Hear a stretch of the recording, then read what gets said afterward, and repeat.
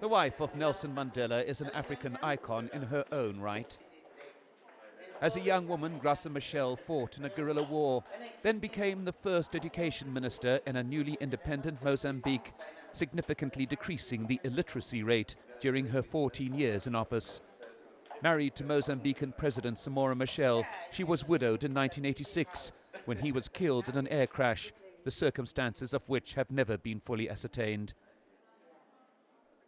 For decades, Graca Machel has championed several causes, in particular the rights of children, becoming a UNICEF ambassador and receiving numerous international awards for her work. 10 years ago, she married Nelson Mandela, affectionately known as Madiba. First of all, congratulations on your 10th wedding anniversary. Does it seem like a long time? Long and short. It has been quite a fulfilling period of our lives together. So as we enjoy every day, we look back, it's like it has been long, but it's also short. 10 years, it's not that much, isn't it?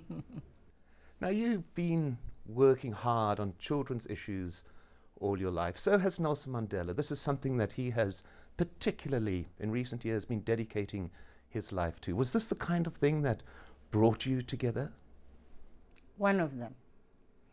I must say that the way we met, it was around, frankly, I went to see Nelson Mandela first to ask him to help to find the truth around the death of Samora Machel.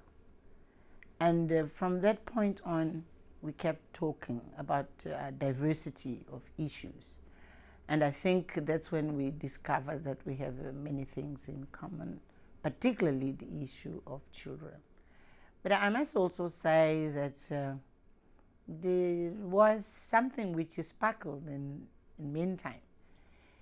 Madiba was a lonely person when I met him. I was also a grieved woman because of the sense of loss I had in life.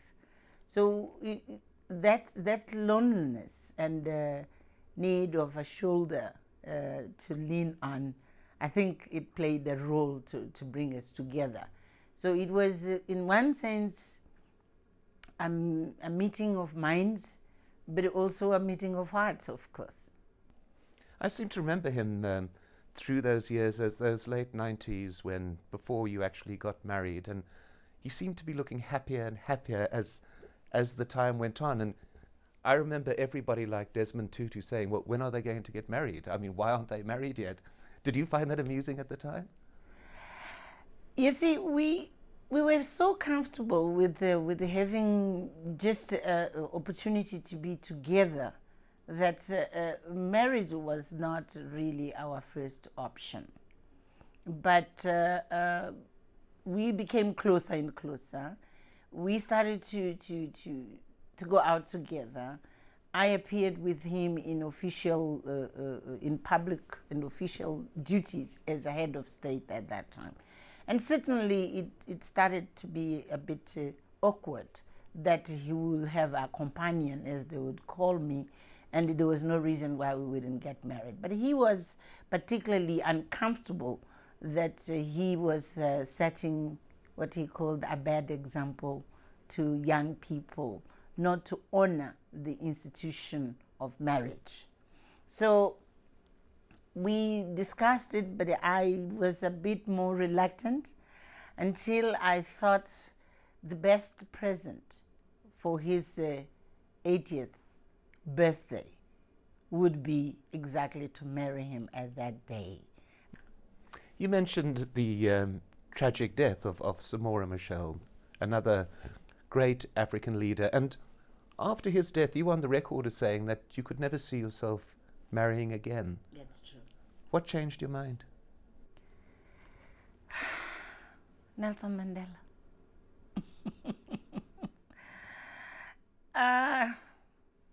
You know, only a person like Madiba would make me change my mind, and he did. He succeeded to do. As I mentioned at the beginning of our conversation, I was very reluctant. I'll tell you why. Not because I didn't have commitment to him. I loved him very deeply, as I do today. But I wasn't sure how I would manage to have my family, the Machel family, linking with such a big other family, which is the Mandela family, you know. And I felt that I had loyalty to my children because they had lost a father already. And it wouldn't be fair for them to lose a mother again. So I was torn between my responsibilities as a mother and myself as a woman who loved someone and who needed to carry on in life. So that was the hesitation, really. And it was not because of lack of commitment and no. But then we talked about it very extensively, Madiba and I. And he is so, I mean, he's extraordinary. He took my children really as his own. And I felt comfortable that conflict, which I thought it may arise, there was no space for it, and it has been working very, very well. You mention wife, mother, woman. You're also an individual who's remained particularly powerful in the causes that you have always addressed. Has it been difficult to retain that sense of individuality through a relationship like this? No. Fortunately, because Madiba has allowed me to continue to be myself. That's one of the great things he offered me, is that he always respected my space. He always respected the causes I had embraced.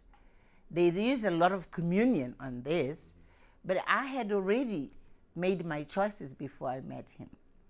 And, it has been wonderful for a man of his age.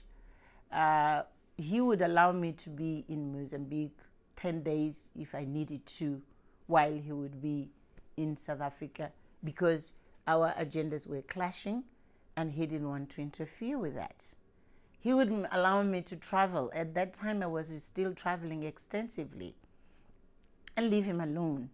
And he wouldn't mind, which I think even younger men would find it very difficult to accept that. Let me say also another thing. He allowed me to keep my nationality, and even I'm still Mrs. Machel, as you have realized. So he doesn't interfere with my identity. He doesn't interfere with the work I'm doing. He doesn't interfere. No, I think that's exactly the kind of relationship which makes it so special, because really we have a deep sense of sharing, but at the same time we respect extremely, the identity of each one of us. And I must say again, for a man of his age, for a man who has gone through the kind of experiences in life, he could become extremely possessive. He's not.